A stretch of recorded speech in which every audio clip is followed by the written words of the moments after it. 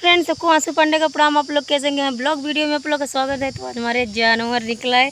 तो कौन सा जानवर निकला है रानी?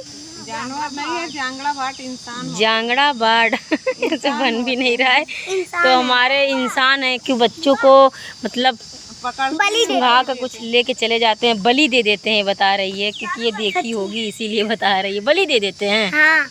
तो बलि दे देते हैं ऐसा जानवर। बताइए, हमारे गांव में आ गए हैं। तो हमारा जंगल आप देखिए, वहीं पे आया हुआ है। फ्रेंड, अकेले में जा नहीं रही हूँ क्योंकि मुझे बहुत डर लगता है, तो हमें उठा ले जाएगा तो वीडियो कौन बनाएगा। तो फ्रेंड, आप लोग को मेरी ब्लॉग वीडियो कैसी लगती है ज़रूर बताना, क्योंकि आज हमारे जंगल में ऐसा हादसा होने वाला है। बच्चों का बहुत डर हो गया। तो मैं क्या करूँगी? मैं कुछ नहीं करूँगी।